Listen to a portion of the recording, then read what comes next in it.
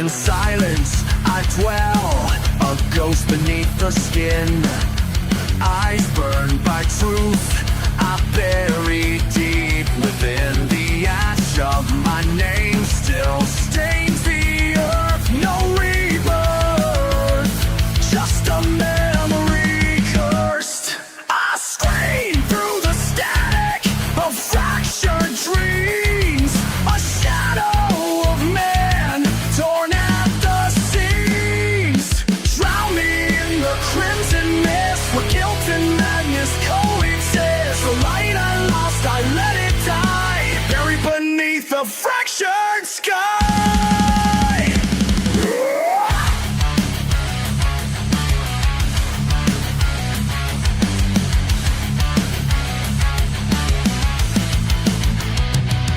These hands once reached for something pure, now tremble in doubt I can't endure. A hollow vessel built from pain, cursed to walk through fire and rain. No salvation, no peace inside. Only echoes of the self I hide. Born from ash, forged in shame. You can't kill what never had a name.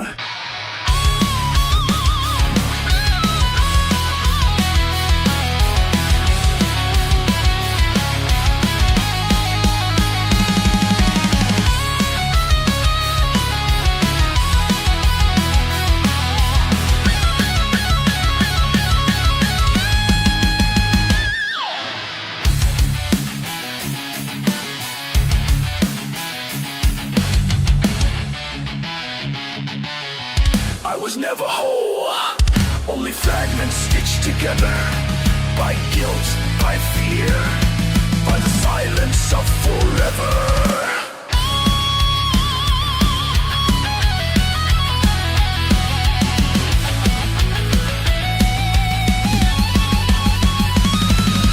Drown me in the crimson mist where guilt and madness coexist. The light I lost, I let it die, buried beneath a fractured sky. So tear me down in flame and steel, let the pain be all that's real. This ashen veil, my legacy, a soul unmade, no memory.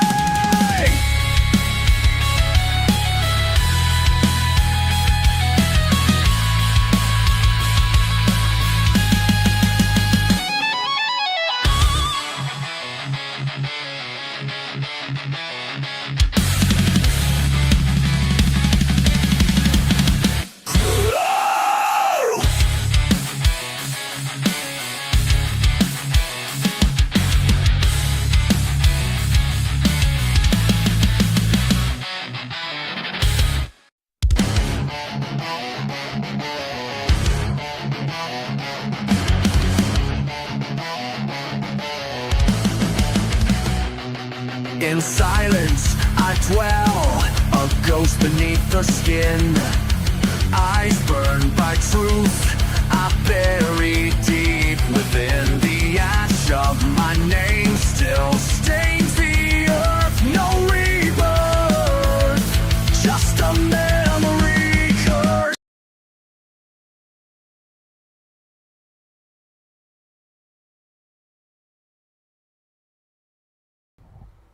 All right, ladies and gentlemen, welcome to the HPRL Winter Series. This is going to be an interesting race tonight.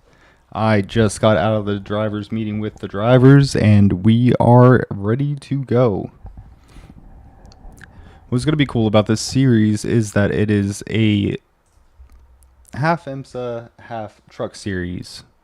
So it's going to be interesting to see at Las Vegas how these series are going to go with two different types of vehicles on the track.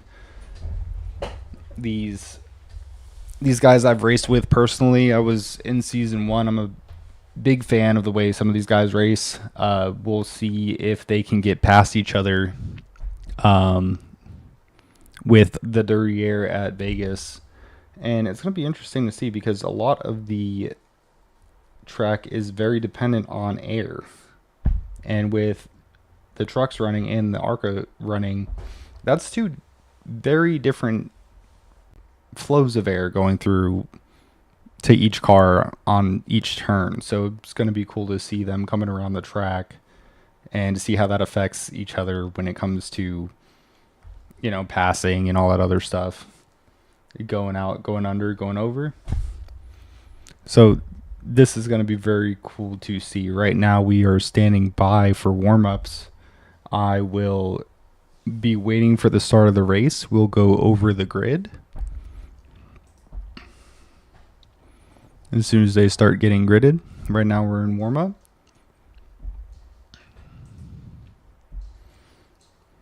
With 3 minutes and 30 seconds. So as far as this goes, this is going to be the interim series for HPRL in between the seasons, as it were. We're going to be starting the season here soon. I'm very excited for this series. This series is going to be very cool to broadcast for me personally, especially knowing the guys that are on the track. Having known these guys for about a year, I want to say, it's going to be cool to see the different storylines. Coming up, I'm going to probably do some interviews with the drivers and actually kind of get a better feel of who you're talking to and who you're watching, who you're cheering for on the track. So for now, it's going to go a little bit quiet as we wait for the race to start. I'm going to do some stuff in the background. And yeah, I hope you guys enjoy the broadcast and enjoy watching a very unique series compared to a lot of the other series and leagues I've run in iRacing.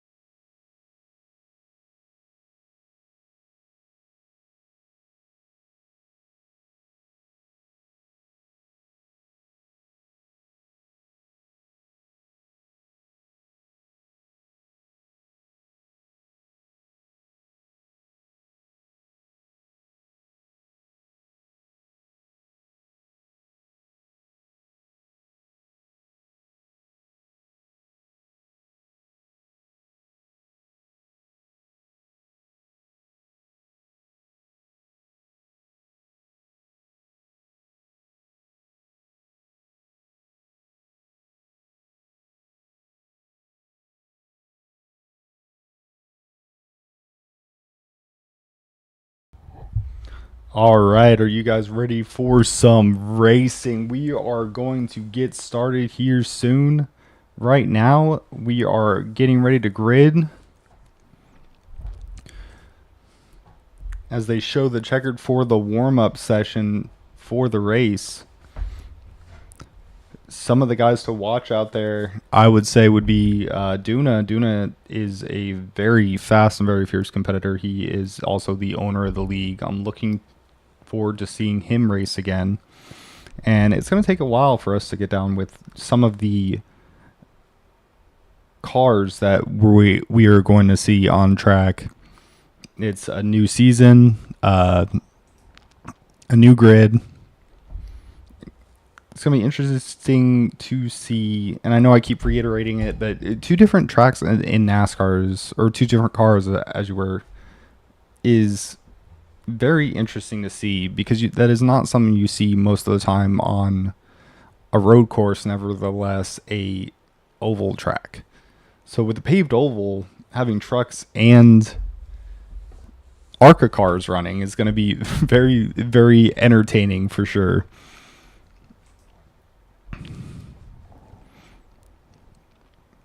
So here we go.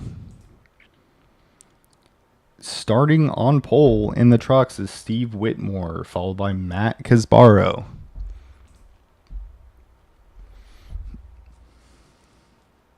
Oh, I apologize. Starting in the ARCA is Whitmore, then second is Matt Casbaro. In the third place for the ARCA is Owens, followed by Emil Duna and Jared Mahan. For the trucks, we have Mr. Jack Dixon, Mike Celentano, I apologize if I butchered that, Chris Griffin, and David Rockwood. So coming to the start of this race, my big thing would be the dirty air going into the turns. You have these big bulky trucks in front of these ARCA cars, so seeing how they would come out and cause these cars to push up the track behind them, I would imagine that would be how this race is going to go. But with such a small field, I'd imagine the ARCA cars kind of get the advantage coming out. So here we come to the green, pedal to the floor. Everybody get ready for the round 2 of the HPRL Winter Series. Leading the way for the trucks is Dixon. Dixon takes an advantage on his competitors. He gets out of the way for the ARCA cars. It seems like the trucks... Oh, everybody all over the track, trying to get away from these slower trucks. These ARCA cars got to watch out. They're about to put their race in jeopardy. Not a lot of patience at the start.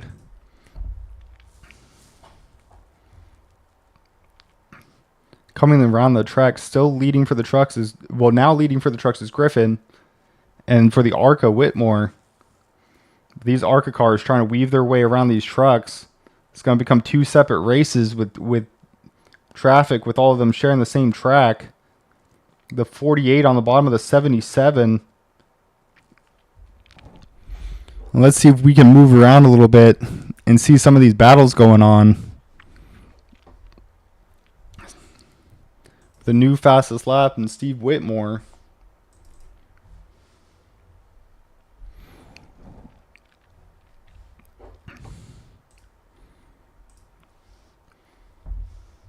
Man, it is cool. Duna surrounded by trucks right now. He's got to get out of that quagmire to get caught up to these ARCA cars before they get too far away from him. Losing the draft at this track on an ARCA car is going to be bad for Duna.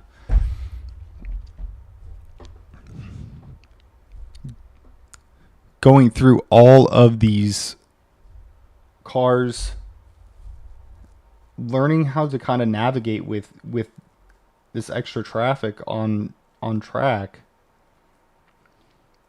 The 48 leading this small group of trucks, Dixon, with a small advantage.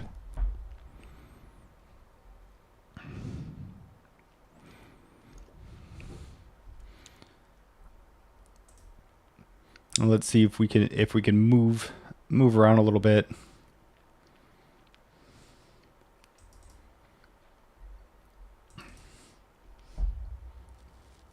Duna still trying to get back up to that ARCA pack. The trucks just killed Duna's run. He's got a lot of ground to make up in order to kind of be competitive in this race.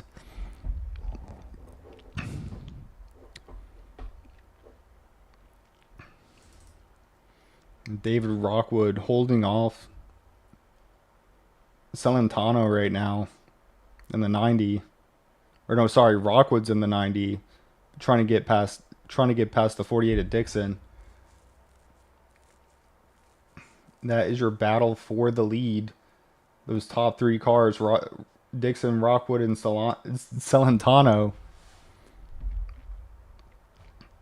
nose to tail.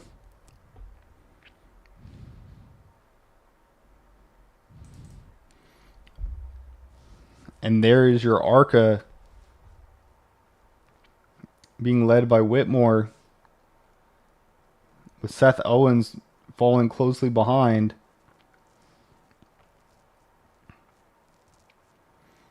And the top four cars all right there next to each other.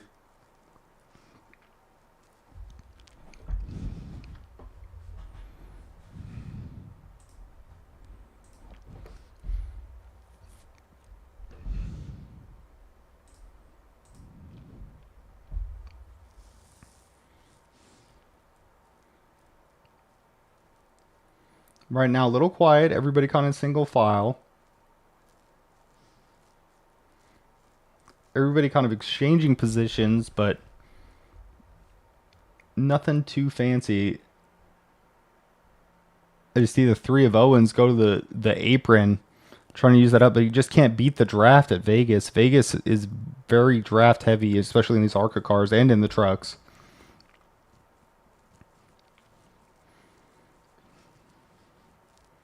Duna still in the picture, but for how long? Yellow flag. Let's see if we can see what happened there. Seth Owens up into the wall.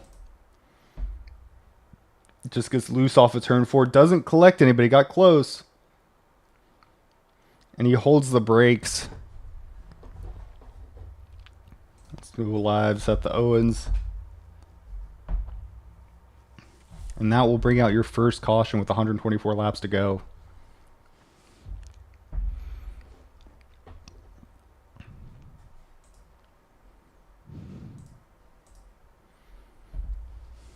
Lap 11.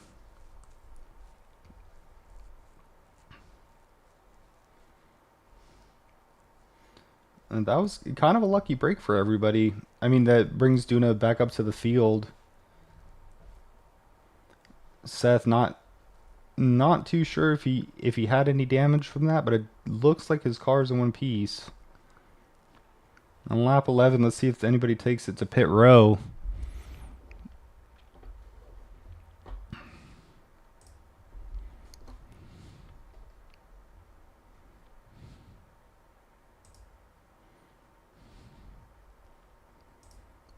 I think pit lane's gonna be a lonely place today.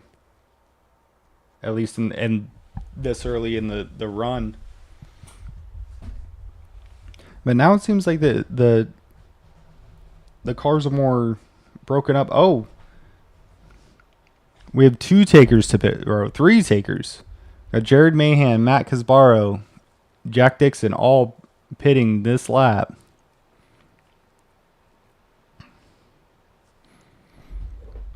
See if we can switch it over. Let's see who wins this race. Fresh tires, always good at Las Vegas. Very tire abrasive track, especially during the day. At night, not as much, but we'll see if these guys have some type of advantage from it.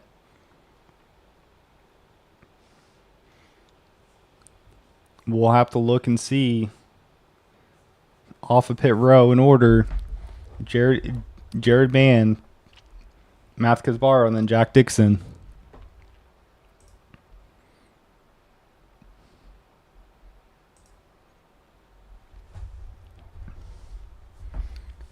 So they make their way around, coming to the one to green. Very quiet in the first 11 laps. Some action, mostly because of this split field. And now you're going to have these ARCA cars up front and ARCA cars in the back split by these trucks. And this is what I mean when when I said, oh, the 48 ducks down the pit road. I wonder if he had second thoughts about the pit stop or what. But we have one to green.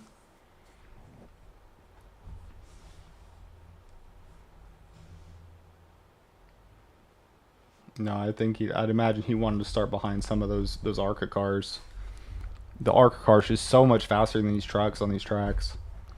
Now, both classes are split into two different fights for points, but running on the same track. It's run a lot like IMSA.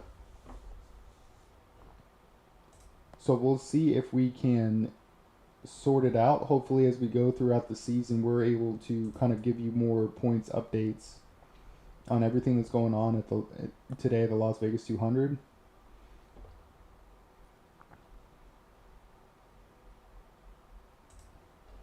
The stages today going to be laps 25 and 65. One thing I will have to get with the league owner about is how many sets of tires, just to see how the strategies for each of these drivers work out.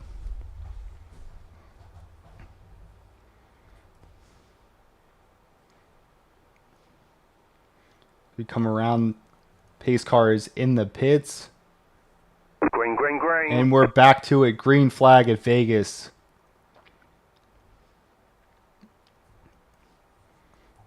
The 77 of Celentano in the lead. That 12 car dropping.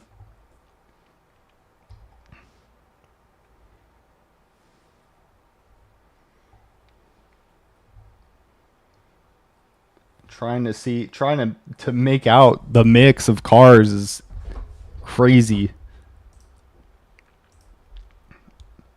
So many different battles. Seth Owens seems to have rebounded from that wreck. And he is on the march, but did the truck slow him up too much? Is this going to be a situation like Duna's? Duna all the way up to second place.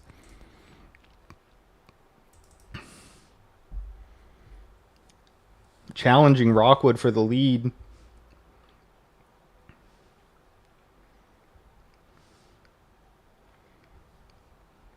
But it is anybody's race right now for both series. The ARCA cars have broke away from the rest of the pack. As you can see, that the first truck almost 2 seconds off from the ARCA cars. And we kind of expected that going into the ARCA cars much more aerodynamic than the trucks. As Duna loses a spot to Kisbaro. They're duking it out going into turn one. Kisbaro on the inside, Duna on the outside in that 14 smoke throwback. Side by side for second place. Is this going to give Rockwood the space that he needs to kind of break away from this pack? The 26 car getting in the mix. The 26 of Jared Mahan. Oh, Duda gets loose. Duda gets into the 13. Oh, Duda in the wall. And then he gets hit by Seth Owens. Had insult to injury, but luckily, I believe they have damage turned off. But man, that was a hard hit.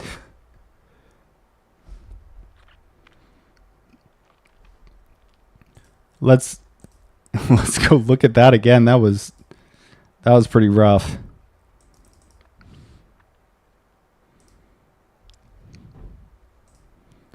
Let's go to where Duna was at.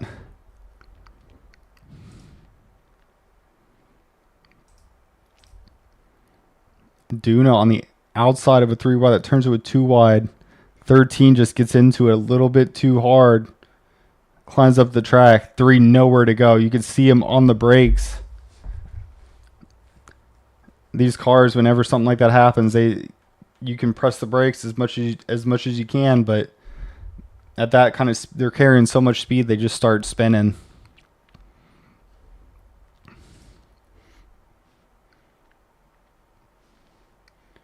Duna, it would seem, I don't know if it would seem like he's dog tracking around the track. I'm not sure if that's wheel damage because his bumper is on.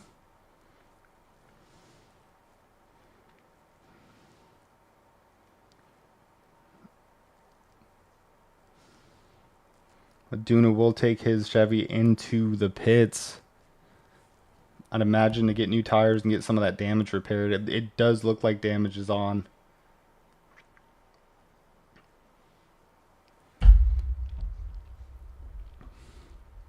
And back to your leader for the trucks, David Rockwood. Once again, I apologize. It's going to take a minute to get everybody's name down.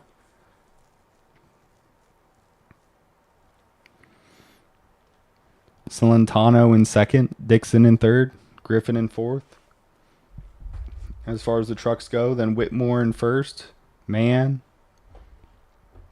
Duna still coming up in third, but I'm pretty sure that him and Seth are in the pits at the moment. Kasbar also in the pits, probably with damage. He's coming off.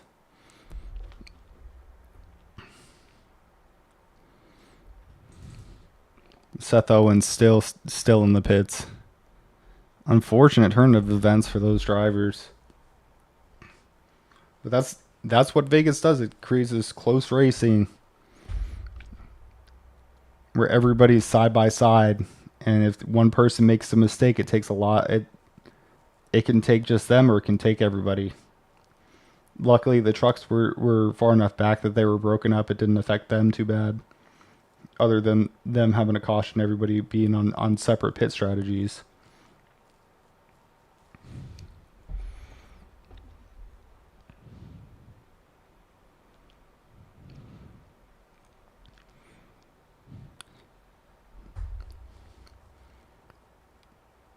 So far, not a lot of intermingled competition. It seems like the ARCA cars get up to speed, and once they get past the trucks, it is just a race as the 48 comes up and bumps the 70. Not sure if he didn't appreciate that what something the 70 did or something the 90 did.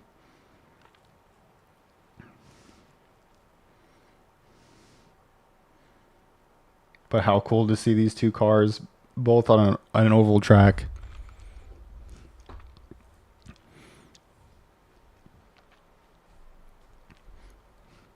As they come around, the pace car lights are off. The 70 and the 26 for the ARCA cars, the 90 and the 77 for the trucks. Pace car dives down. The 90 pushing the 70. He wants to get away. 70, good launch.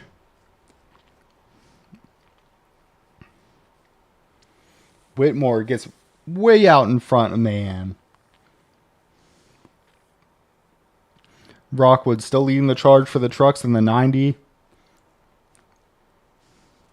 Matt Kasbaro comes around the outside, trying to get caught up to those two at the front. He got his damage fixed. He seems like he's still on rails. Emil Duna in the 14 behind him. Both of them are going to probably have to work together if they have any chance of catching the cars in front of them.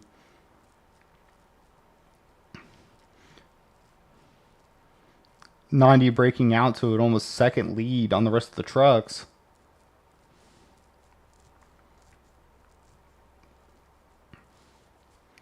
And the ARCA, the 70 and the 26 are swapping hands for first place.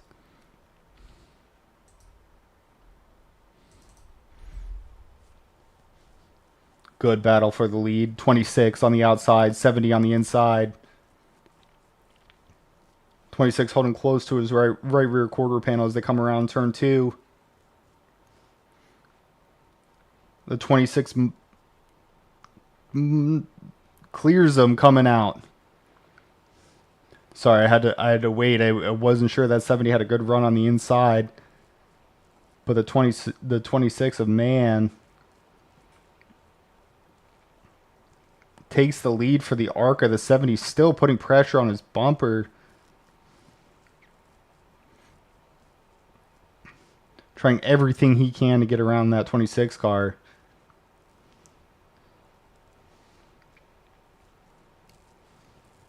Ran a little bit low, hits the apron. Loses a little bit of time on the 26, and the 26 starting to put some leg room between him and the 70. Caution, yellow flag. And we have another caution. Let's see what happened there. If we can. That will be stage 1, actually. I do believe. Yes, that will be stage 1. Stage 1 winner for the trucks will be Rockwood in the 90. And for the ARCA, it will be Jared Mahan.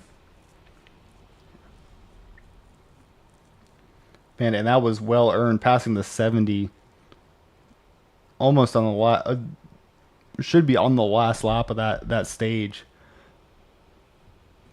Amazing run by the 26 car. Very strategic, trying to get points. I mean, it is a interim series, but, you know, bragging rights and pride are on the line.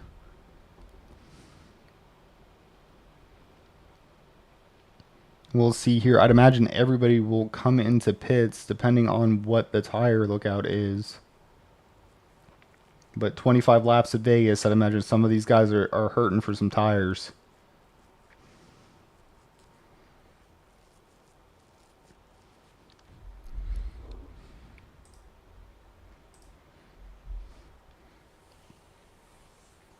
So the ARCA cars in the ARCA class will lead them into pit row. Versus the 26, followed by the 70.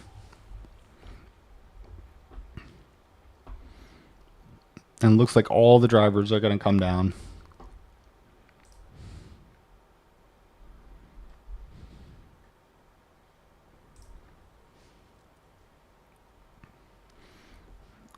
Watching the stop on pit road, I'd be interested to see if there's any strategies that are going to play out with these as we get closer to the finish of this race. Because you can take 2 tires. iRacing does give you that option. But at this track, man, that would be a risky move. As the 26 comes out in the lead, he will be your leader coming back to the green.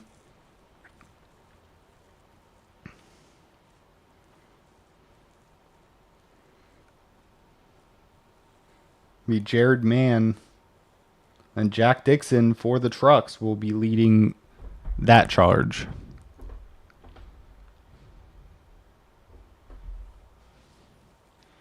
And man, I just know that second place car of Steve Whitmore is chomping at the bit to take that lead back. He's definitely going to want to win stage 2 if he wants to keep head to head with the points with Jared Mann. The question is, how is dirty air going to affect him? Because it seemed like Jared Mann wasn't much faster getting past him, but he definitely peaked at the right time, getting there right before the stage end. And it looks like we once again kind of have a mix of these ARCA and the truck cars. The 48 pushing the 70.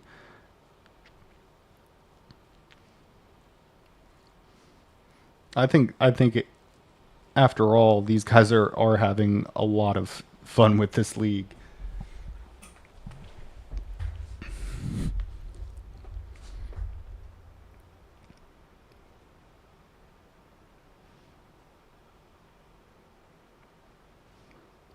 So we have 3 ARCA cars in the top 3. Then the first truck of Dixon in the 48, pushing that 70 around the track.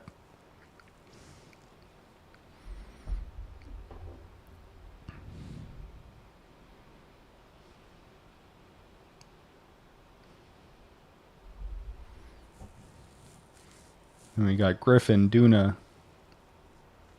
Oh, it's hard to tell. Pardon, there. Some of these guys have a little bit of internet issues, but they're still on track. Green, green, green. 26 blinking a lot, and we're back to green. Man, despite the issues with his internet, breaks out to a big lead. Jack Dixon still falling closely behind him. Oh, as you were Whitmore following closely behind him.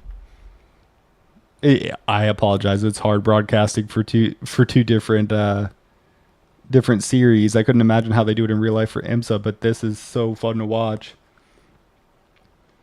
Man, in and out with his connection. How is Dixon going to navigate that? He's not going to know where he's at. Back in the mix is Kazbaro. Duna trailing closely behind. Jack takes it to the outside on the 26 car.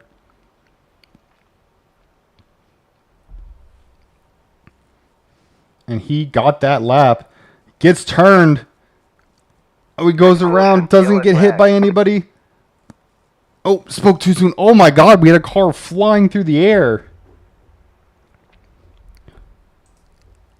We are going to have to look back at that. Oh. The 26 involved.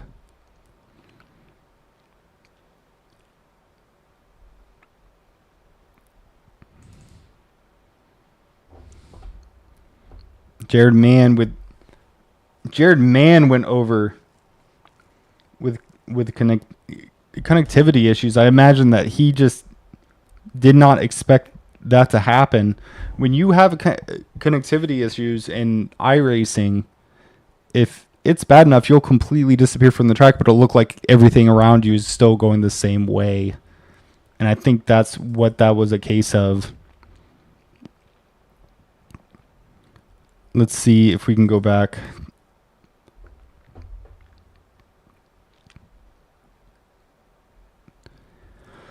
Man, just carnage here today.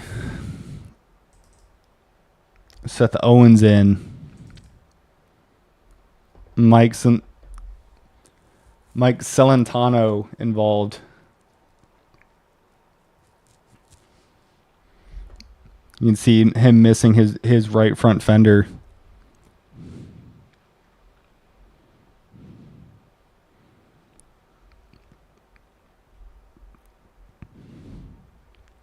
Let's go back live. So it would seem that I believe that they have a faster pair. Seth Owens back on track.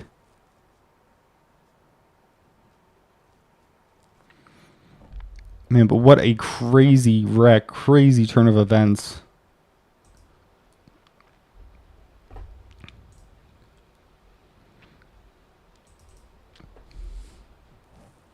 Which gave Matt Kazbaro the lead.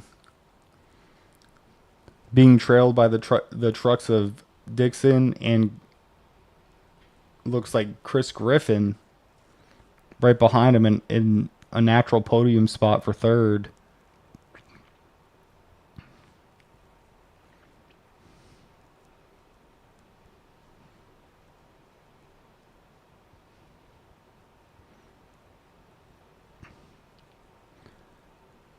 But man, that was a gargantuan wreck.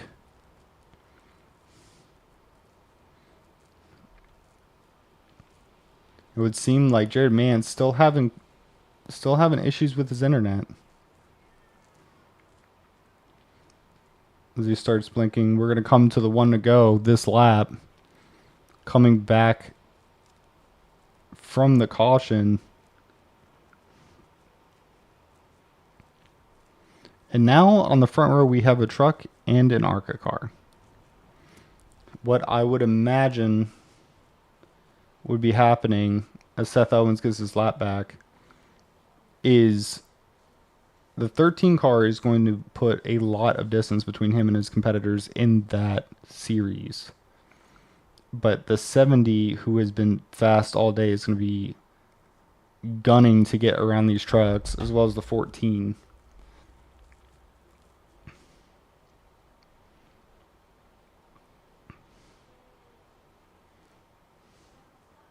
But it would be interesting to see the pit analysis to see what possible strategies are happening right now.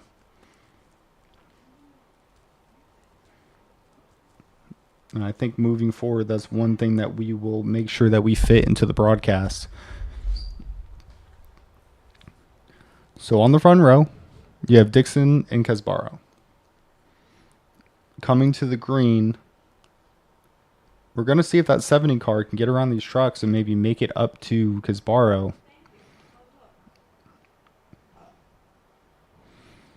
And they're coming down. The 12 car pushing Casbaro. Green is out. Casbaro jumps, takes huge strides away from the pack. The 12 tucks in behind the 48, giving the 70 the inside lane. 70 gets under the 48. 48 almost gets into him. Dude in the 14 follows him.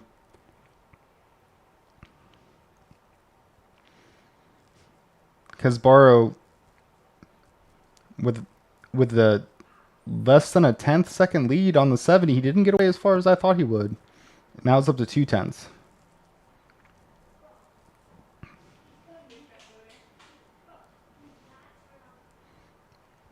That 70 just so good here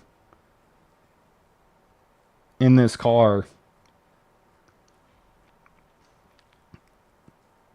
He's going to come up to the 13 car and try to challenge him for the lead. Putting pressure on his back bumper with Dunas pretty close behind him. I imagine Duna might let these guys kind of battle it out and try to see if he can get around them. Seth Owens back in the mix.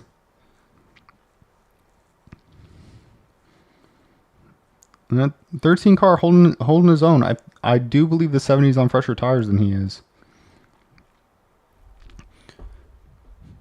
Let's go back and see how the trucks are doing.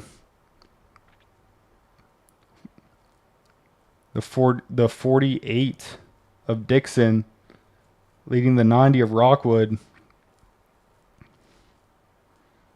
Rockwood right on his tail though. You see Rockwood utilizing the draft, trying to get right up to that tailgate of the 48. And these guys all over the track.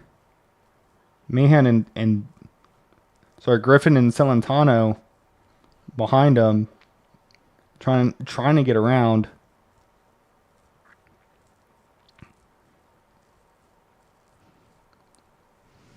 With the 12 of Griffin breaking away from Celentano, catching this 90, he's going to start trying to challenge for second.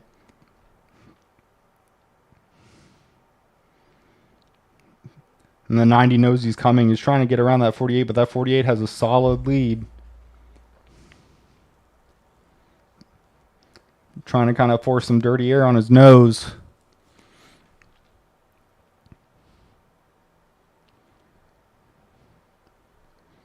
Celentano has caught back up with Chris Griffin. And he's going to challenge him on the outside. And 77, trying to make that outside line work. It would be to his benefit, because the 90 and the 48 are fighting on the inside. Close quarters racing. And what an interesting skill level spread with these guys when it comes to how close all of these cars have been to each other.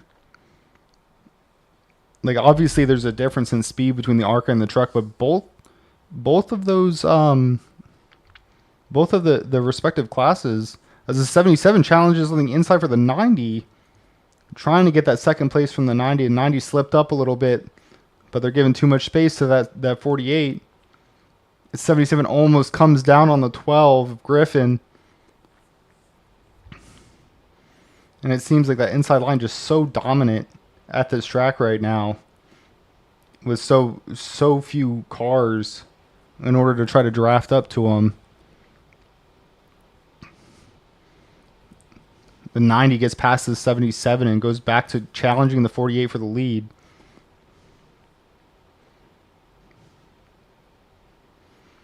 '90 right there. He wants it, but is it worth it to pass him this early in the race? If you're trying to play fuel strategy, you want to stay tucked in behind that car in front of you for as long as possible.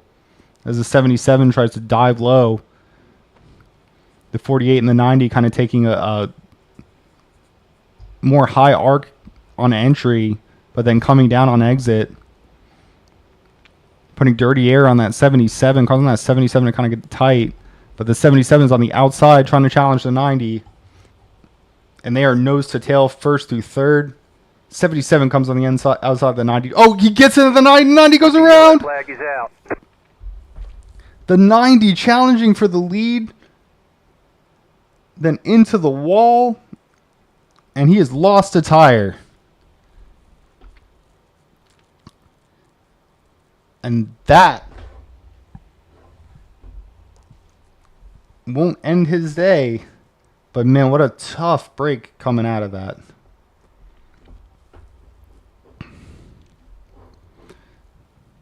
Let's see if we can go back and see that.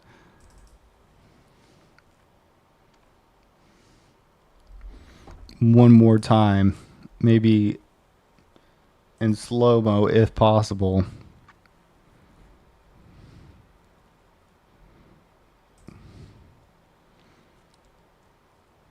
Oh, he just gets up, gets into him. Just close racing. Let's see if we can get an in-car and see what that 77 saw.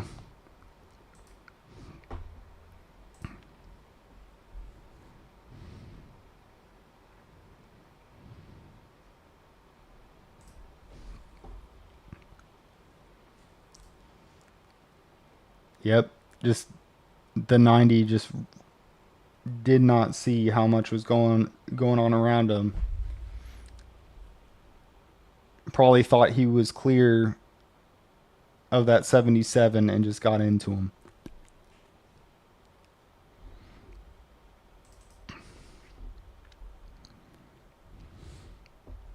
But he is all fixed up and off of pit row. Hopefully he's got his car fully repaired. Took advantage of the fast repairs that I believe that these guys have for this race.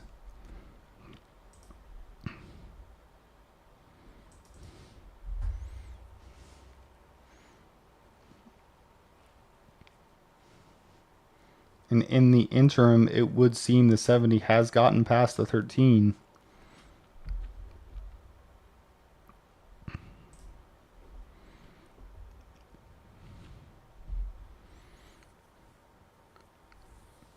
We'll try to see if we can bring up that battle.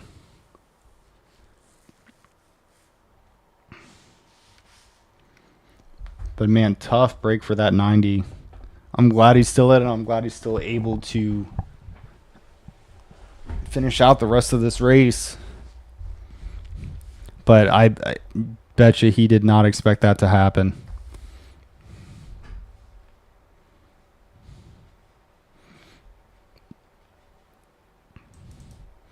We'll go back to this battle.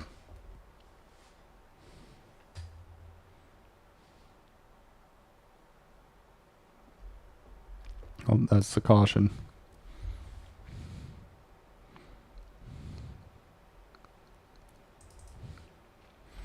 Going back to the battle for the lead for the ARCA. Whitmore goes to the inside. Man, they were close as well. But those drivers end up keeping it off each other.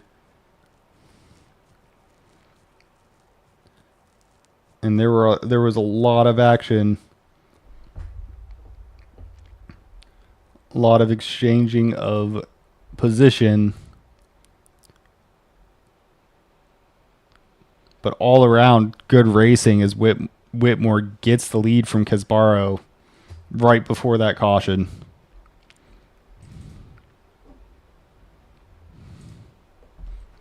Here we are coming to the green. The 70 of Whitmore. Green flag, green 70 of flag. Whitmore. Chris Griffin. I apologize, Chris. Or no, the 13 of Matt Casbaro. The 70 of Whitmore. The 14 of Duna. The 70 takes off. The 14 of Duna on the inside of Matt Casbaro. Matt Casbaro up in the wall, really ripping that high line. As you can see, the 48 of Dixon behind them for the trucks.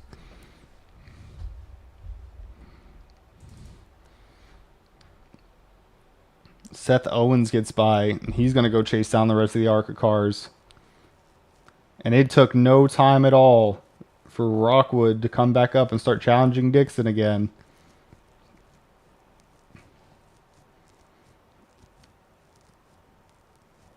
Rockwood takes the inside line, gets that position. Dixon goes far high. Looks like his truck pushed up the track. Behind them, Chris Griffin comes up to Dixon. He's going to start challenging for that second place position.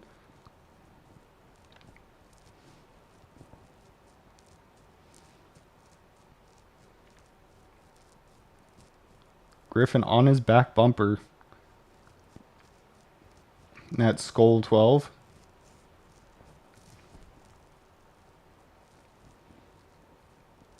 That 48 car looking pretty snazzy too. I like that the chrome 48 on that paint scheme. But right now, there's no time for vanity. He needs to start pushing because that 90 car is pulling away and the 12 car is all over his bumper. The 12 car goes to the inside. He cuts him off going into the turn. And that's going to give him some space. Up at the front, Steve Whitmore still steps away. But Duna's tracking him down. Duna 3/10 away from Whitmore. Two different lines Whitmore goes from high to bottom. Duna kind of keeps it bottom. The air off these cars, when you cut into somebody's line coming off the turn, that's going to push a lot of air onto the hood of that car and make it tight. But it doesn't seem to be slowing Duna down as Duna's catching him. He's down to about 3/10. Less than. Probably about 2/10 off of the 70s bumper.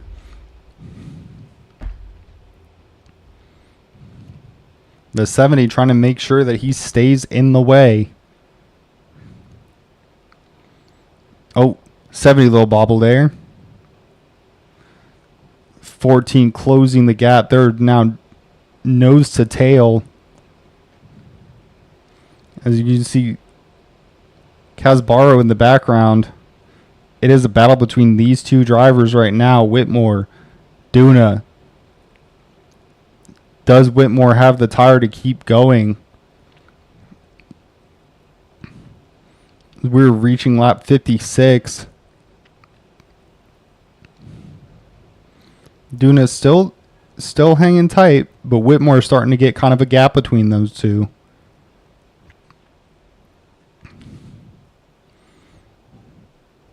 Another little bobble. The 70's super loose. Duna takes advantage. Duna to his number. They are side by side coming into turn one. Duna has the advantage, but I imagine the 70 comes out with a good head of steam on the outside.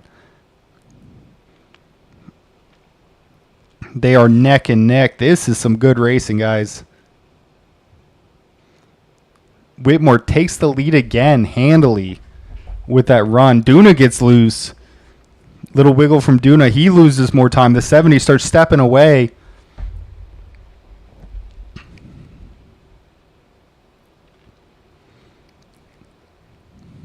Can Duna catch back up after that little bobble? Can the 70 kind of try to step it out? It doesn't look so. It looks like they're still going to be battling here in the next few laps. Duna gets another little bobble. He's loose coming off of turn 4, but he handles it. You can see the smallest bobbles in these cars coming off of turn 4. Turn 4 is extremely dangerous for these cars, especially in traffic. But Duna closes that gap anyway. It seems like Duna has turns 1 and 2, but Whitmore's got turns 3 and 4. Whitmore comes out with a good head of steam. He puts some distance between him and Duna. Duna can smell the lead, but he can't quite get there with Whitmore in front of him, pushing that dirty air on his nose as he comes around the corner. Duna, good head of steam out, takes the inside. Whitmore sliding up the track coming out. Duna's on his bumper. The 70 still holding the lead, doing a good job of holding off that 14.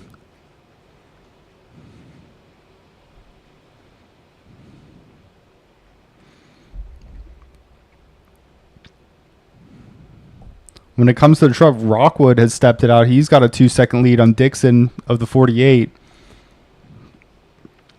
Those guys still battling back there. But right now we are focused on the ARCA. These guys are going blow for blow each lap, trying to figure out who's going to be able to step it out on the other, who's going to be able to get past the others. Duna gets right to the bumper. Takes the outside this time instead of the inside. Cuts it down. Gives a good head of steam. Starts catching up to the bumper of the 70. Trying to set him up for that turn. But nose to tail. These guys are neck and neck when it comes to racing. The skill level, the way that they're going into the turns, they're trying to figure out which way they have to go in order to get that lead. Duna wants it. Whitmore has it. Duna gets super loose coming out of turn 4. The 70 still just holding tight. If he can keep it smooth, he can keep the lead. But Duna not making it easy. Definitely some interesting racecraft going on.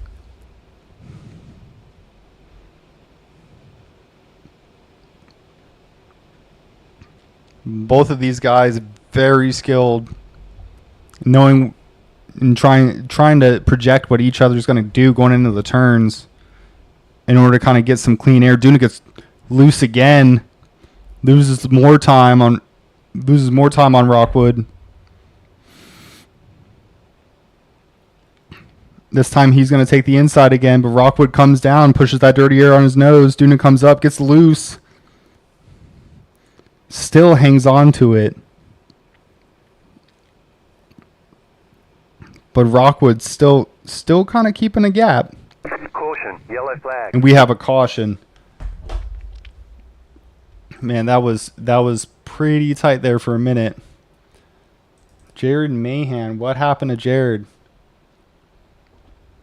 Let's back it up a little bit.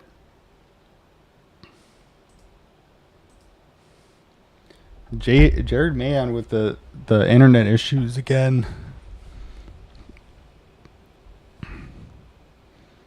He gets off track.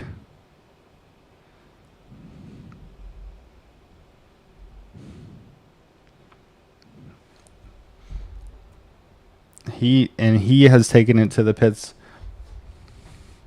But that might be what the caution came out for. Matt Kisbaro comes out at turn 4. Gets around just a little bit. And man, these cars are so hard to handle as soon as it. Great job by Matt Kasbar keeping it straight as he locks up the brakes and gets it going again. But man, that could have been way worse for him. That was a great job of holding that car down.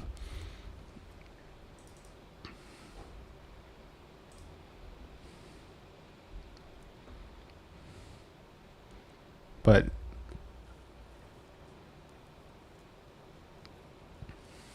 Jared Mahan, I believe, is out for the race, as well as Seth Owens. Unfortunate turn of events for them. But everyone else will come to pit. Those looking to try to finish off this race.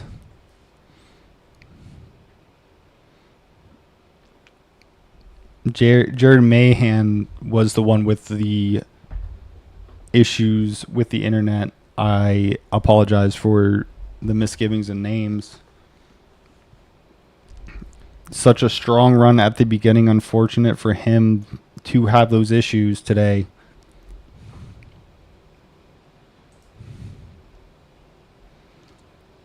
Right now, as they come off of pit row, Dixon grabs the lead from Rockwood, but everybody in the truck's still in it.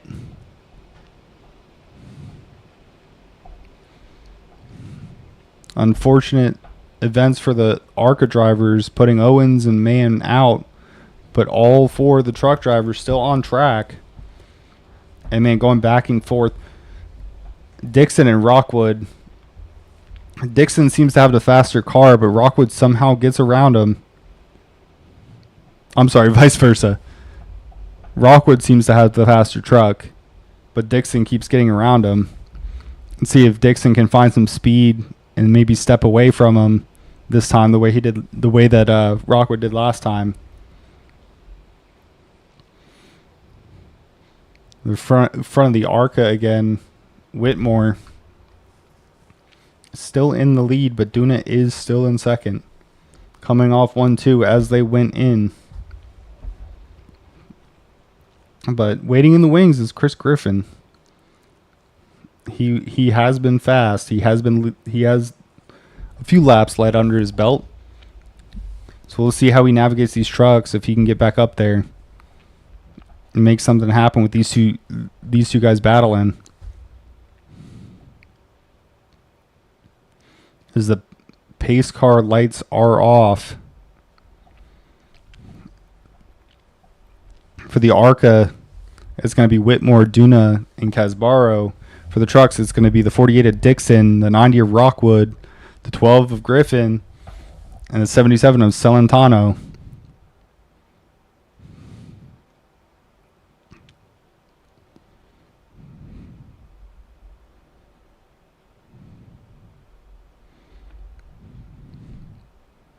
Ooh, the 48 drifts up a little bit. Gotta stay on your toes. I don't know if he's trying to crowd him, just kind of keep close and jump him on the start. The 70 and the 14 line up, and the green flag is out. 70 gets a huge jump on the inside. The 14 of Duna is now going to have to clear the 48 of Dixon if he wants another shot at that 70 car. Chris Griffin taking the outside. All of the trucks line up on the inside. Oh, and they are ducking and diving all over the track in the back. Chris Griffin's starting to... He got past him. Right now, Whitmore's stepping it out. But you gotta ask, is Whitmore gonna burn up too much tire doing that? Is that what helped Duna catch up to him earlier? Chris Griffin challenging for second, passes Emil Duna. Duna tries to do the crossover. Chris Griffin with too much steam coming out of that turn. Now he's got his sights set on the 70 car.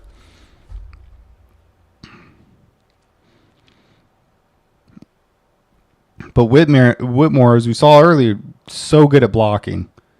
Just so good at putting air on the car behind them's nose and getting them arrow tight. But Mask and Kisbaro is challenging. He's at his left rear. They come out of the turn. The 13 has the advantage if he can clear him. The 70 does the crossover, almost goes all the way down to the grass. 13 takes it up high, avoids getting into him. Duna says, hey, you guys keep doing that. You guys keep doing that. I like that. Because I'm just going to sneak into the picture here. 13 now with the lead. 70 still challenging, but does not have enough steam to get past him.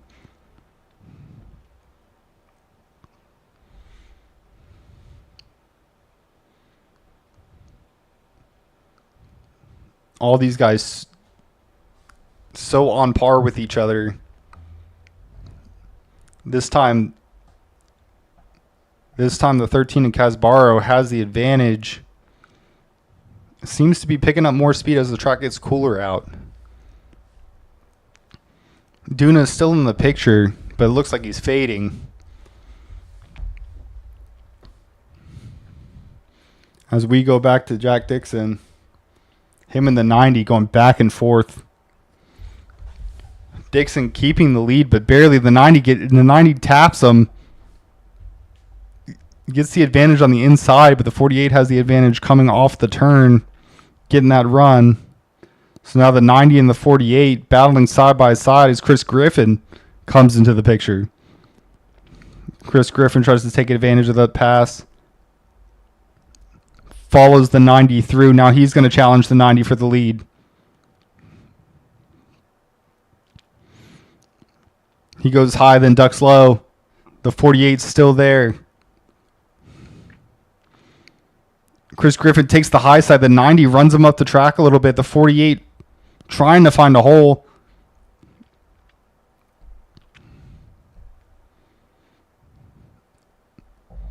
The 90 on the inside. Ooh, Chris Griffin gets super close to the 90. Tries to put some air on a spoiler. The 48 pushes the 90. Gets past Chris Griffin, and they are going back and forth again for this lead. Super, super tight racing with these drivers all being on par with each other. The intensity racking up as the laps start falling down. The 90 back in the lead. He's been dominant all night, but the 48 wants it back. The 90 gets a little loose, goes up the track almost just half a lane. Flag is out. Oh, the 13 in the wall in the backstretch. Let's see what happened there as we were following this. Oh, it looks like he got the apron on that one. Trying to pass the 77 while racing for the lead. The 77 goes up, hits the 70. The 13 goes so low he ends up getting the apron and going around. Man, not having that kind of speed advantage and coming up on a slower car has to be amplified by how big these trucks are. And just an unfortunate event, not knowing whether to go low or high, getting split by the leaders, and going into the turn, got tight, got into one, and the other one spun. But man, close racing all around. I don't think I can't jump to either or at any given point without seeing the leaders duking it out for the lead. But we will try to follow as closely as possible to see how everybody pans out with this. As we got pit stops, the 48 fakes to pit row, gets back by the 90 as we came back to live. The 48 and the 90 really, really going back and forth with each other. Oh, and Matt Kisbaro with a penalty. He's going to go to the back of the line when this all shakes out.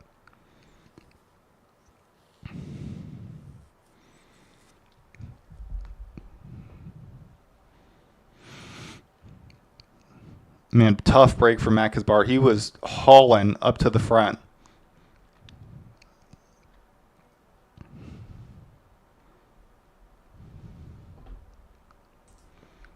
But we have a new leader coming out of the pits.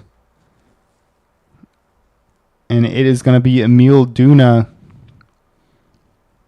in the lead for the ARCA. Followed by Matt Kasbaro.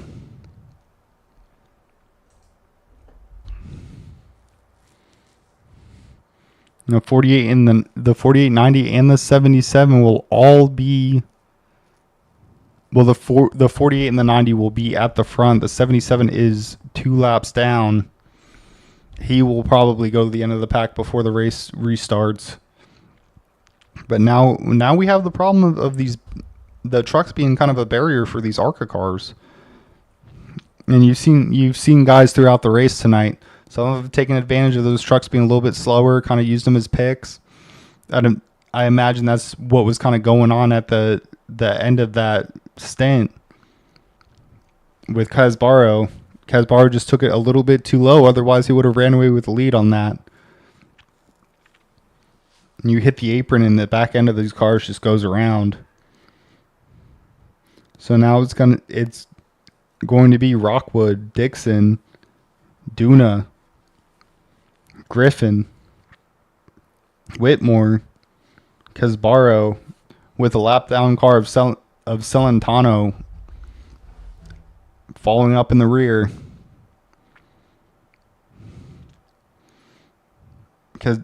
Kasbaro with that end of the line penalty. He's going to have the toughest time trying to get to the front if this 90 stays low. They have been pretty good at splitting it up. And, one class going to one lane, one class going to the other lane. Everybody kind of having an idea of how fast these cars are going to get coming up and going around. But the 48 leans on the 90 as they're coming to the green flag. And the Echo Park restarts on green. The 90 pushes the 48 off of him, gets the lead. Emil Duda with an aggressive move on the outside. Whitmore is going to follow him. They know they have to get around these trucks as fast as possible. Whitmore barely clears the 48. The 48 and the 90 still going back and forth for that first place in the trucks. Matt Kasbaro falling off a little bit. But that 48 all over the 90's bumper. The 90 goes low, goes high. I'm surprised if they didn't make contact, they got close. You couldn't fit a piece of paper between those cars. The 12 coming around. He's in the mix in this top three.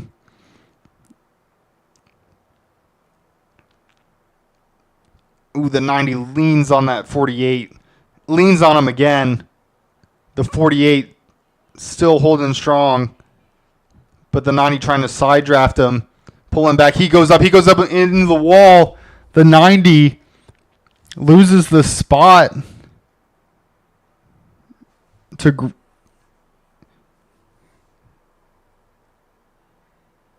Griffin. Griffin takes the lead. Griffin in first, 48 in second. And the 48 goes not so fast. I have been up here all day. I want that back. But Griffin really trying to step it out on him. The two cars, a car length between each other, now two. Chris Griffin goes low. The 48 goes high, starts losing time. He's slowing down. I wonder what's going on. The 90 gets past him. The 77 got past him. 48 falling way off the pace from where he was at. Rockwood now back on the charge, but there's a car between them. The lap down truck of the 77. And Chris Griffin is in his own time zone at this point. Going back to the ARCA cars, Steve Whitmore has gotten the lead back, but they are all 1, 2, 3. Whitmore, Duna, Casbaro right next to each other, nose to tail for first through third for the ARCA. These are the only cars that are ARCA that are on track at the moment. So this will be for the win. When this all shakes out, Duna takes the outside on the 70 car of Whitmore. Casbaro, not really sure who to go with. He stays with Whitmore on the low side down the backstretch. Duna on that outside, trying to make it work, dives back behind Whitmore, but he has such a huge head of steam, he goes back to the outside.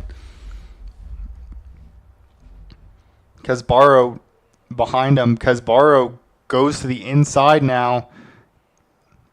A little bobble. He goes up. Duna scrapes the wall coming out for turn 2.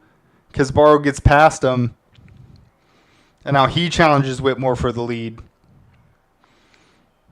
Casbaro on the inside. Whitmore on the outside with that advantage. Casbaro with a huge run on the inside. Can he get to him and pass him in turn 1? Casbaro fast all night. And he does. He's clear of Whitmore as Duna challenges Whitmore for second. He's not clear because Whitmore comes back on the outside. Casbaro tries to side draft him down the backstretch. Duna right behind them as they are side by side battling. Casbaro with the advantage coming to the line. The 70 car, though, not giving up. The 70 car comes past him with a huge head of steam off of turn 4. Duna trying on the far outside lane. Oh, and Whitmore goes around. Whitmore gets loose off of turn 2, goes straight into the inside wall. The yellow flag is out. And there's a caution. Off the bumper of Casbaro, Whitmore spins, goes into the inside wall. Man, so close racing each other.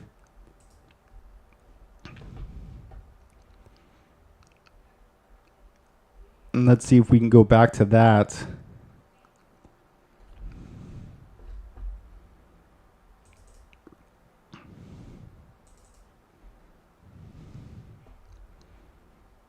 Oh, and it is not bringing it up for me.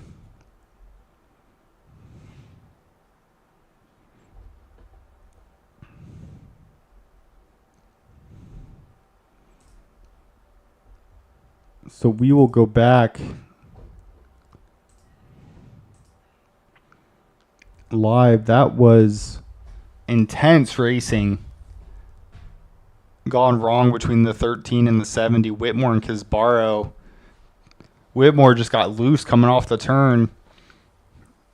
And Casbaro coming off with a full head of steam. As he came down, he was going to spin. I just think Casbaro accidentally helped him a little bit with that spin. But these guys so close together as Casbaro dives down into pit row.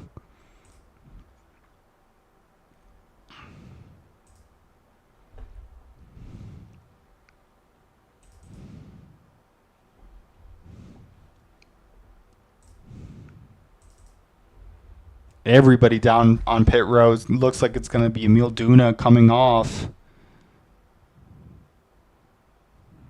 Or going on, rather. I apologize.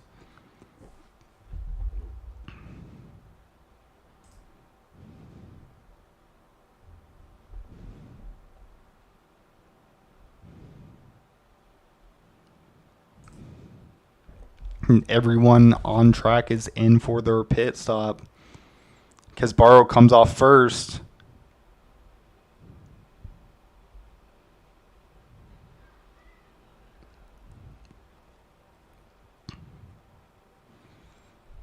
Interesting that he would come off first. Chris Griffin also for the trucks coming out of pit row first. And we'll see where they all re-rack.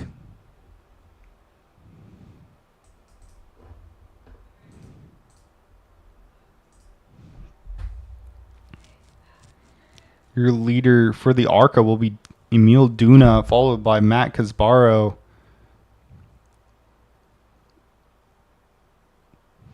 And Steve Whitmore. For the trucks, it's going to be Chris Griffin.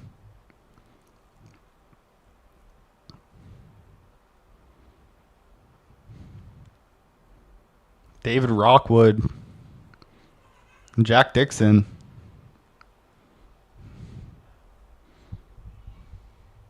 So now we have a truck and an ARCA car on the front row. And then we have a couple of trucks that are going to be in the way of those ARCA cars in the back.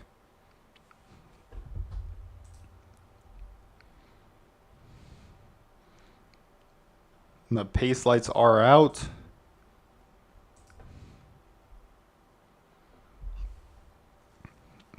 As they bring it around to the Nellis Super Stretch on the back stretch at Vegas.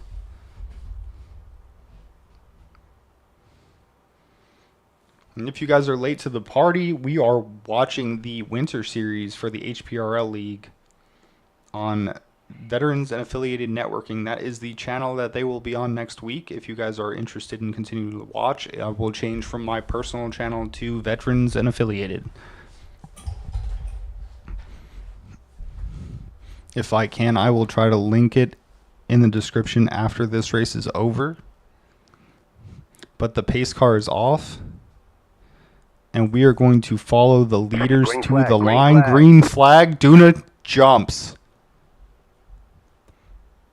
Gets so far ahead with those trucks being just a little bit slower. The ARCA cars behind him kind of stuck Whitmore behind all three of the trucks. Duna takes off.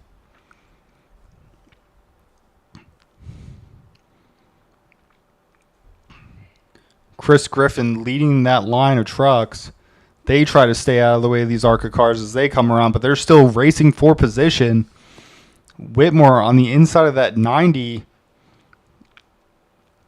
Matt Casbar on the outside. They split them, get around safely.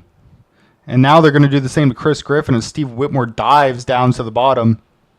But Chris Griffin's still leading as the 90 behind him. And they are 3 wide. The 90 jumps to the inside as Griffin has to kind of give some room to not interfere with those ARCA cars. But now the 90 of Rockwood, he's trying to get that lead from Chris. And Rockwood will clear him coming out of the turn. Chris Griffin, though, with the head of steam, using that outside lane, he tries to do the crossover. The 90 blocks. The 90 now with internet issues.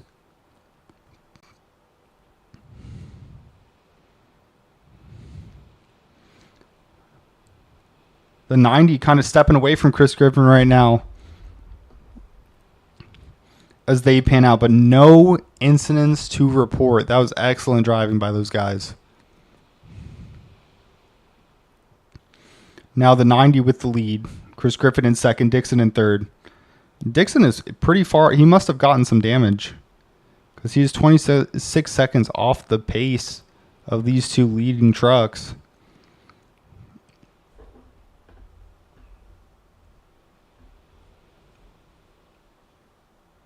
As we will try to change it to laps to go, it'll be 36 to be exact.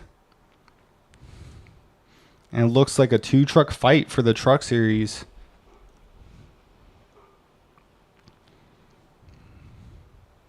For the ARCA Series, Duna and Casbaro are battling hard.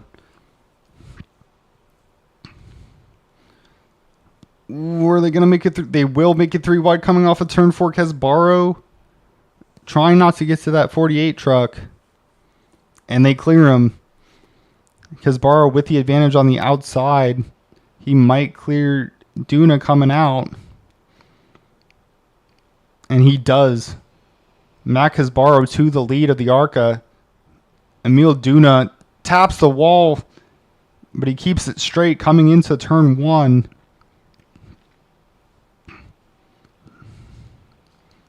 Matt Kasbara now putting some distance between him and Duna. Whitmore a second and almost a second and a half off of these leaders. I'd imagine having a tough time getting around them, getting around the trucks, that is, with all the battling that was going on back there.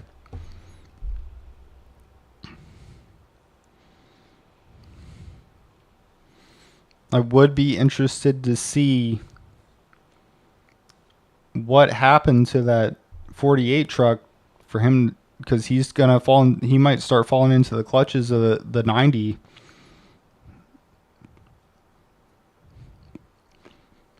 Duna hanging tight though to Casbaro, not letting it get more than a half a second distance between him and the back bumper of that 13. The 13 and the 14 still leading this race. And it is either of their races to lose at this point.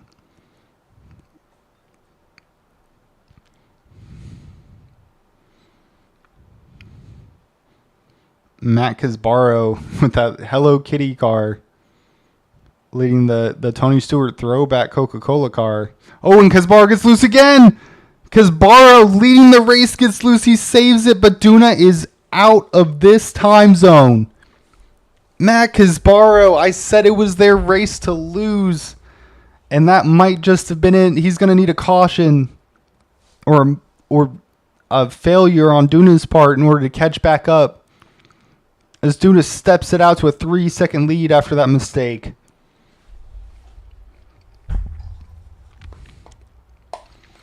The intensity of racing for the win ramping up as this race starts coming to a close.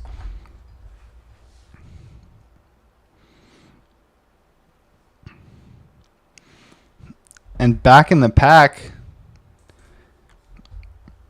it looks like Chris Griffin has caught the 90. But can he get past him? The 12 and the 90 racing fairly clean this race.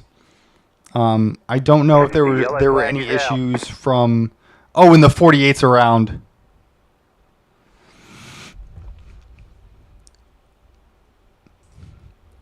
I think the 48 lost it. Let's see if we can go back and figure out what happened there.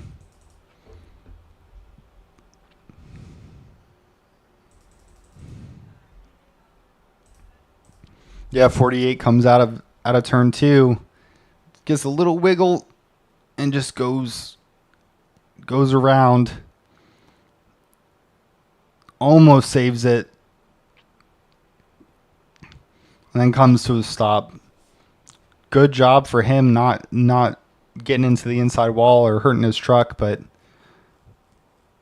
that is going to change the game when it comes to these trucks and these cars. And that's going to re-rack them. Coming back to 28 laps to go. Now, if this is the last caution, I think you're pitting.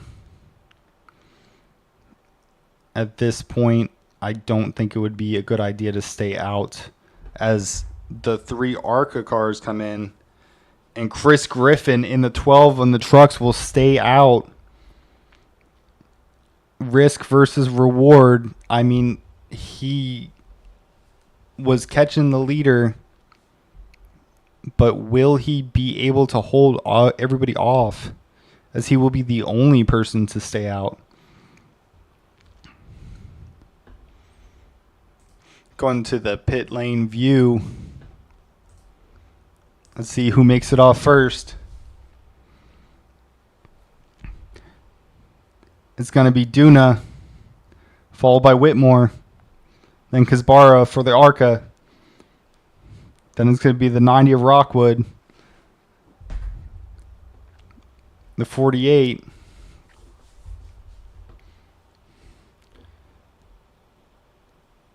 But we will see how they panned out. Coming back to the green.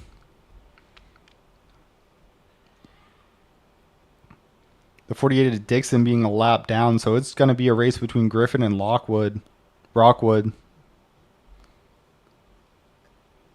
Coming to 25 to go after this caution's over. Those still in contention for the trucks are going to be Griffin and Rockwood. For the ARCA, it's going to be Duna, Whitmore, and Casbaro. You have a three-man race for this lead. You've seen it change hands over this entire span of this race. There's no one that's been better than the other. The only one that kind of sticks out to me is Casbaro. Casbaro is fast if he can keep the car underneath him. He might be the favorite for this win.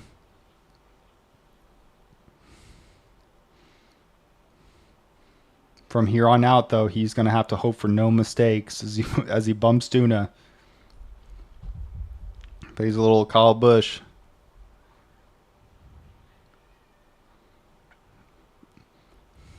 As far as the trucks go, is Chris Griffin going to be able to hold on to that lead with those tires?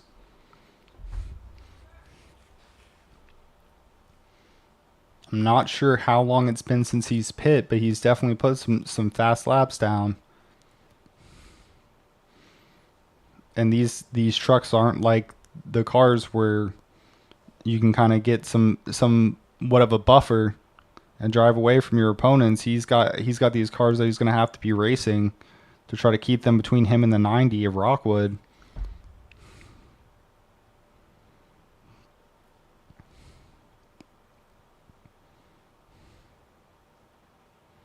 And they come to the green, the pace car's off. Green flag, green flag. And they jump. Chris Griffin is off. Duna did not get a good jump on that restart. Whitmore takes the lead in the ARCA. Chris Griffin steps it out for the trucks.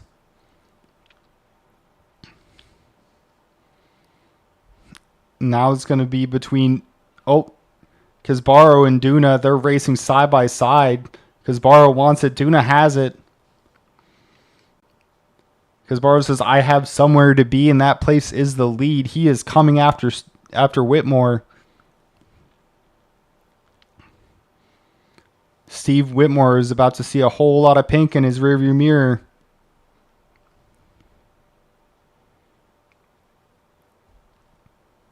Oh, Matt Casbaro gets into the wall. He's got to stop making mistakes. If he's going to get this win, he has to be flawless from here on out. Whitmore is as he goes in the pit row, he's got wheel damage. Matt Casbaro trying to get to the lead, gets wheel damage and gives up second place back to Duna. Oh, that's got to be heartbreaking, man.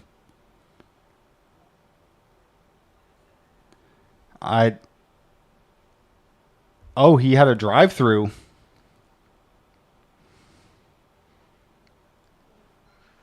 He must have had a black flag. Matt Casbaro with a black flag.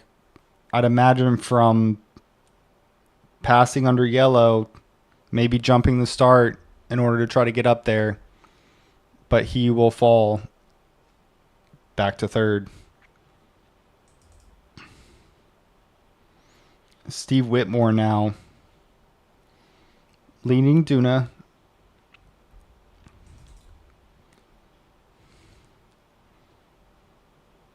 By a bit.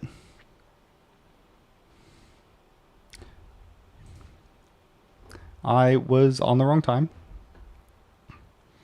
Now it is Rockwood, Griffin, Whitmore, Casbaro, Duna. The first two being the trucks and the last two being the ARCA. Oh, Kaspar gets to the wall again.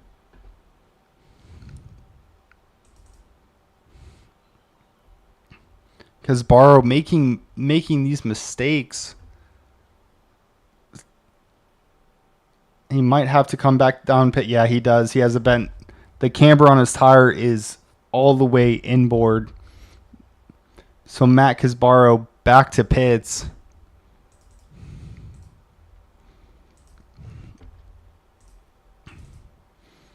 Back up to Duna. Duna still trailing Whitmore.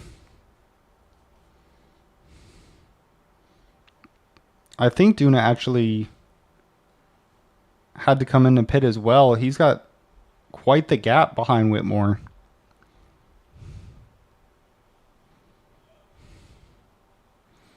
$19 to go.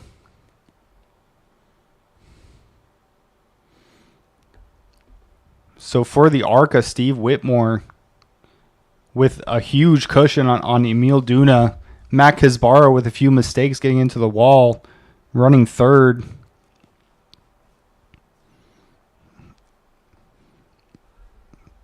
And imagine going a few laps down. Going back to the trucks, the 90 still leading. Chris Griffin trying to chase him down. The 90 passed Chris Griffin on the older tires. Passed Chris Griffin with older tires. And now he's stepping it out on Chris Griffin. That 48 truck. Ooh, the 77 bounces off the wall, almost gets into the leader. But no harm, no foul as far as hitting the other car. I was going to say that 48 car was really giving the 90 a run for his money earlier, but he has just fallen off. Chris Griffin clawing to try to get back up to the bumper of the 90. Probably hoping on one more pit stop. That way he can be on even tires with him. The 48 really fighting the 90 to stay on the lap he's on.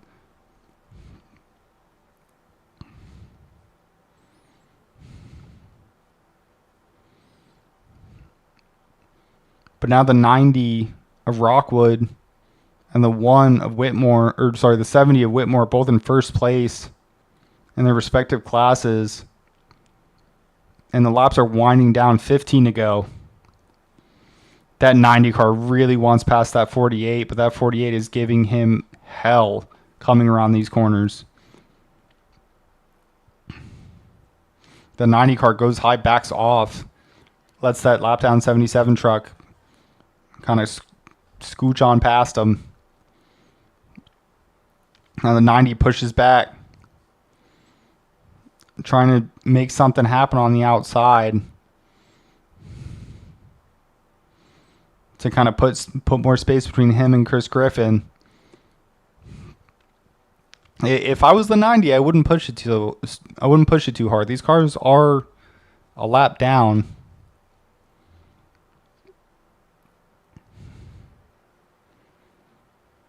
So there's no need to kind of push the issue. Chris Griffin isn't really catching him. So to push the issue at this point would kind of be risking losing this race if somebody is to make a mistake. You saw how close the 77 got to that 90. You don't want that to end a good run of being in the lead.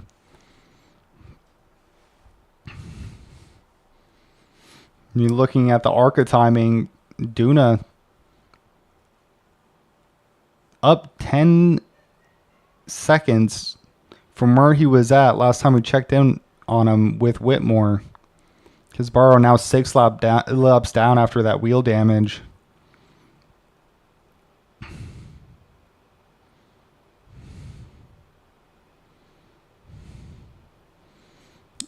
And I'd imagine the 77 and 48 have to be on fresher tires. It looks like they're actually fighting for their lap back. Unless there's an issue with the timing. Ooh, the 77 runs up the track, gets into the 48. The 48 gets into the wall, wiggles, smacks the wall, comes down, hits the 77, and they're around. The yellow flag is out. And that changes the race.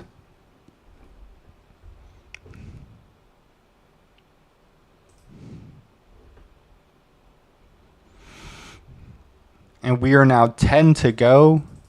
And everyone that is still in the race is now on the same playing field. Unreal.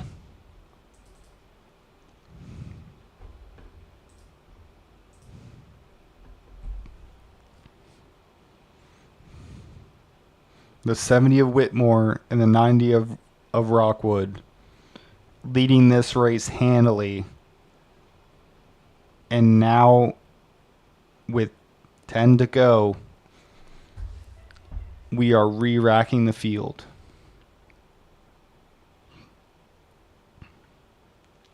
Dependent on how many tires they have, who pits.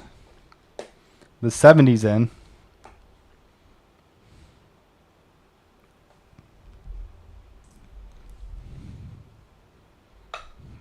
Chris Griffin's in. Mike Celentano's in.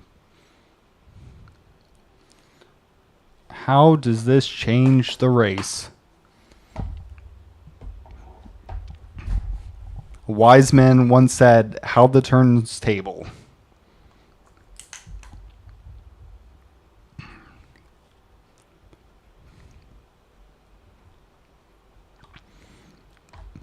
Rockwood, the leader, stayed out. Griffin in. Dixon in.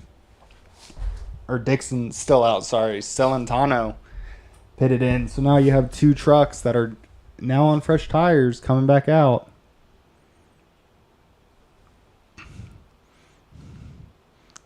Duna stayed out. Whitmore took tires. So now for the ARCA, the 14 and the 70 are the only cars in the battle for this. Because Barrow's still in the race, but he's 9 laps down with 9 to go. For the trucks, everybody but Celentano on the lead lap. With Chris Griffin now on the fresh tires. This is going to be a shootout, guys.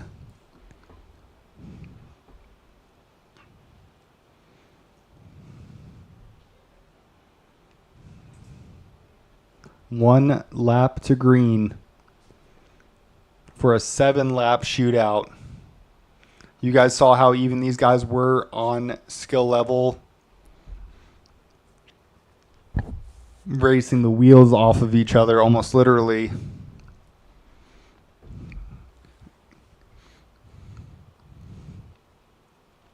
Now, Chris Griffin lines up behind David Rockwood.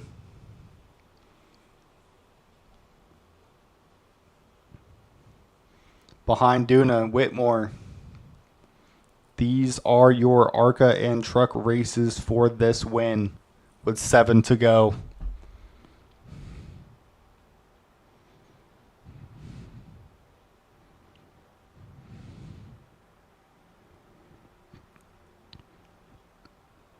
Who will be able to eke the other out? And will there be a problem with them racing in 2 different classes? Those are going to be some questions that we are about to have answered as the pace car pulls off. Green flag, green flag. We are going back to green. The 90, the 14 leading.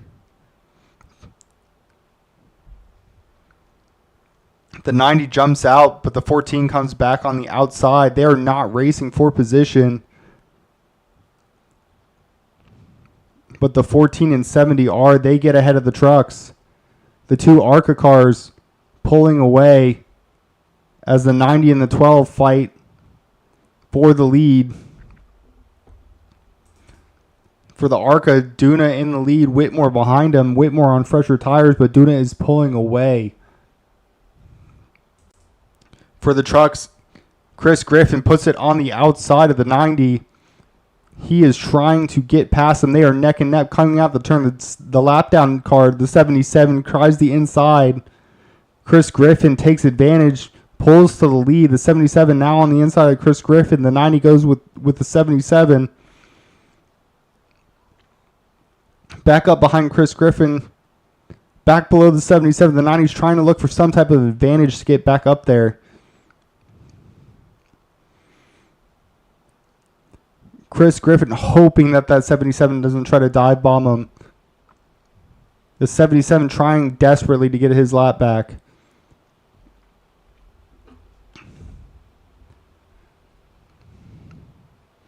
And Chris Griffin putting some space between him and the second place car, with the 77 trying to challenge to get his lap back on the inside, going back to the ARCA. The 70 and the 14.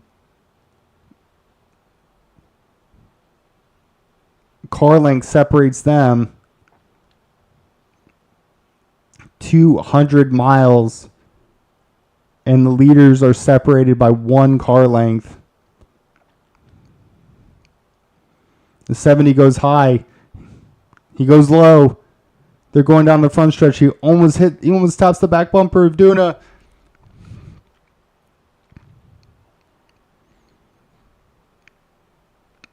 Whitmore challenging on the inside. He side drafts down the backstretch. Takes it down low.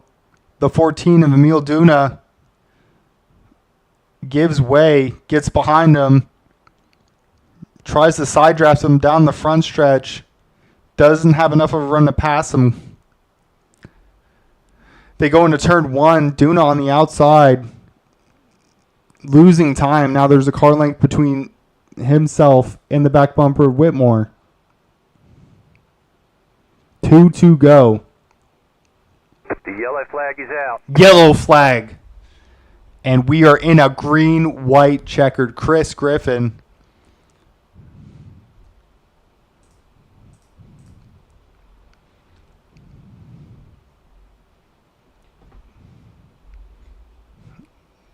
What caused that flag?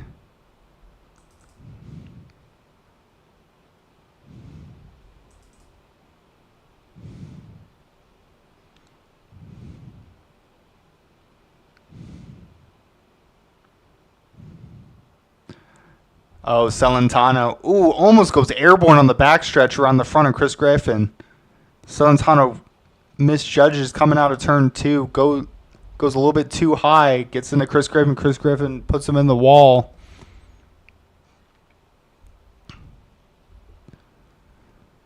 Whew, man, just when you thought the intensity was over with, we're going to come to a green-white checkered for this race. And Duna now dropping into pits.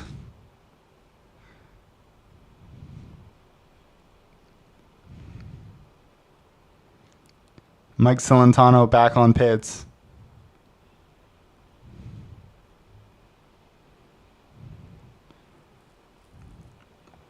Man, tough break for Chris Griffin.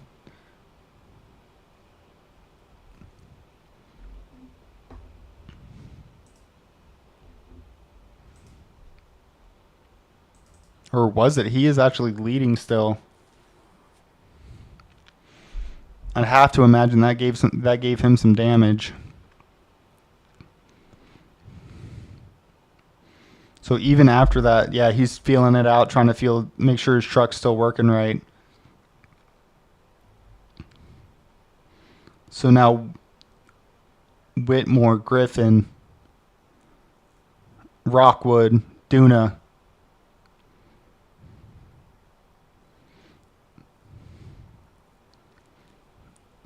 It's a four-way battle for 2 wins. The 70 and the 14 for the ARCA, the 12 and the 90 for the truck.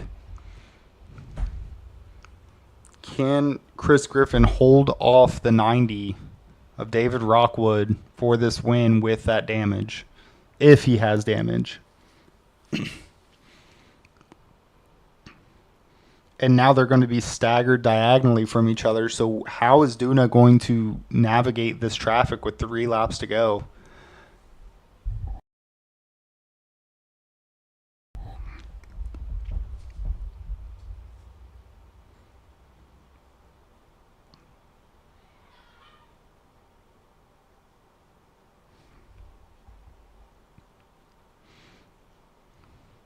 The lights are off on the pace car.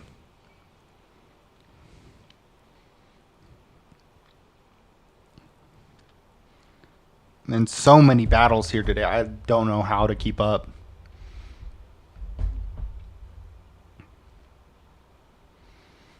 And even with the cautions, these guys have put on such a good show. With constant side by side. I cannot wait for this season to start.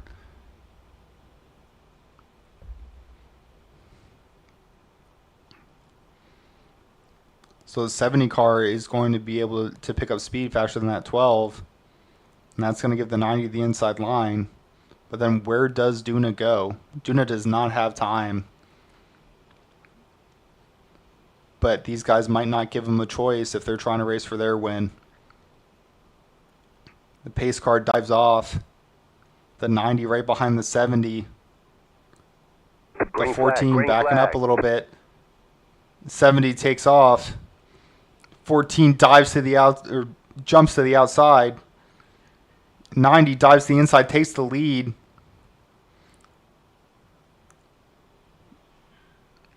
The 12 car,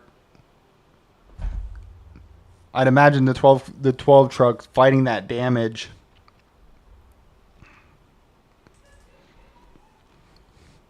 As now Whitmore has stepped it out.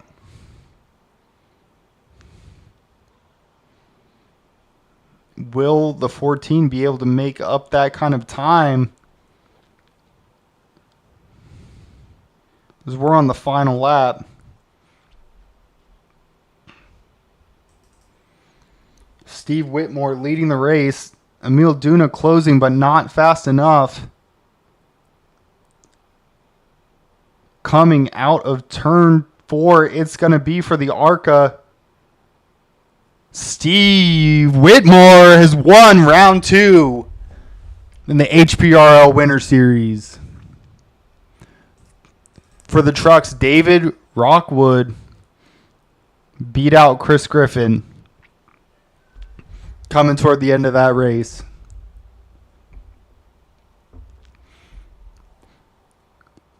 Man, what a race between these guys. That green-white checkered, having those trucks in between, really affected this race in ways that I didn't think it was going to. Like a lot more than you would imagine. So that 90 will get to claim the victory for the trucks. With the 70 claiming the victory for the ARCA. And they get to do dual burnouts on the front stretch. Never have I seen such a amazing sight with these stock cars on oval racing. That's awesome. Oh, nose to nose. The winner of the trucks and the winner of the ARCA.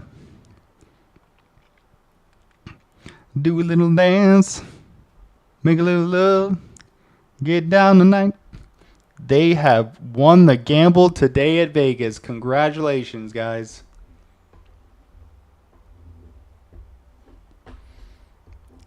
Excellent, excellent, excellent race. All right, how about we pull these guys up to the booth?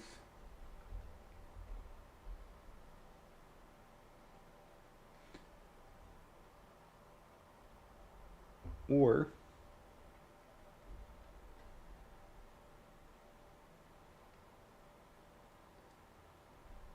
we will see if we can get them up to the booth. Stand by.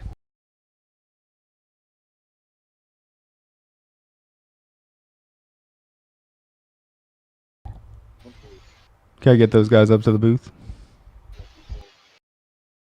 I don't know. Oh, yeah. David needs to. David.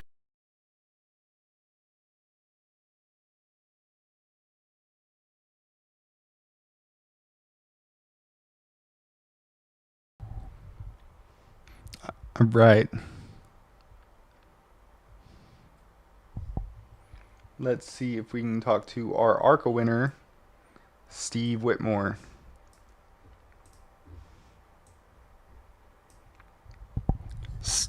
Steve Whitmore, you got a copy? I do. Hey man, welcome to Van. How is it going? How was that race for you? First off. Well, it wasn't one of my best performances by far.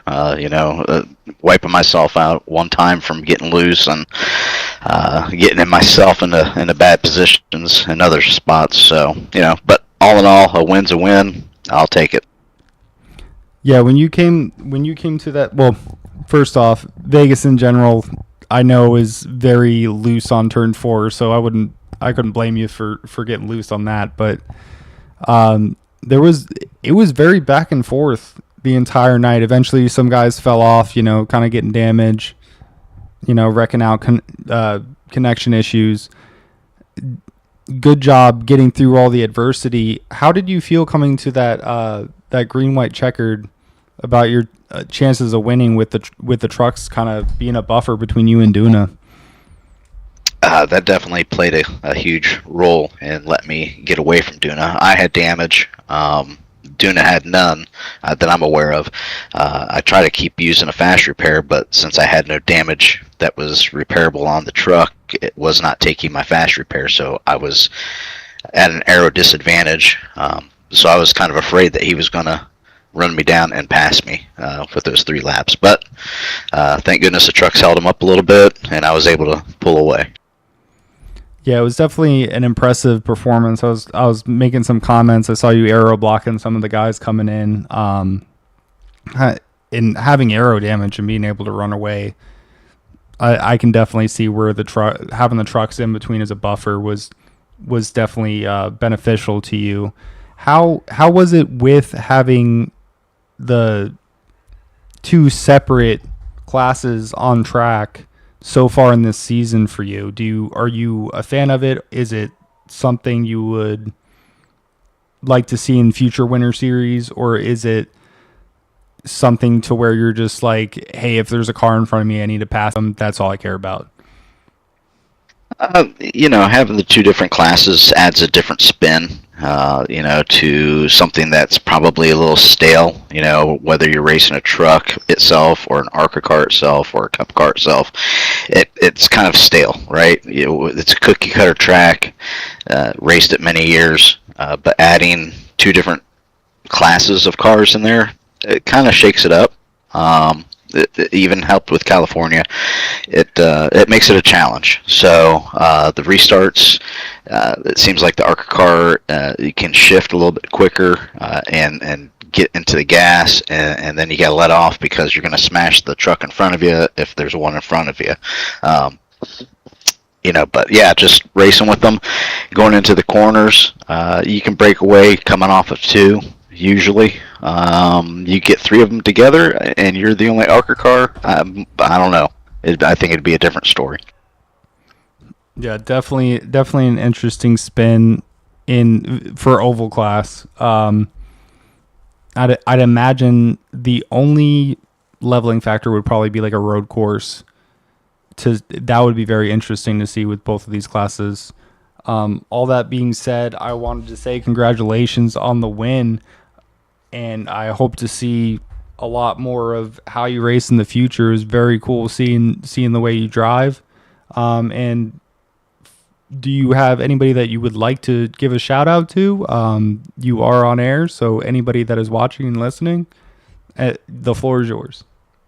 Oh yeah, no, just thank HPRL for putting on these races. It's a nice break away from all the other stuff that I do on iRacing. So thank you, Duna, for everything that you've done, and thank you for letting me join your crew for a few races. Appreciate it. All right, excellent. And that's your ARCA winner. Thank you, Steve. I appreciate it. And good luck to you going forward. Yes, sir. Thank you.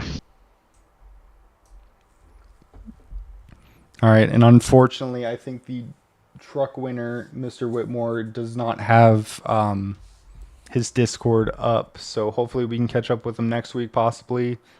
But thank you guys so much for watching. Next week we will be on veterans and affiliated networking. It's something very near and dear to my heart. I am trying to make it a nonprofit to help military veterans who are on iRacing in order to learn different aspects of it, from paints to driving, you name it. If you can do it on iRacing, that is something that we would like to give back to the community with. Also, I would like to thank Emil Duna for having me broadcast for him. HPRL was my first league, so that is also very near and dear to my heart. He is the league owner. So if you guys like what you saw, if you guys need, help as a military veteran, people are always there for you. And hope to see a lot more of this Winter Series soon. And yeah, thank you guys so much for watching.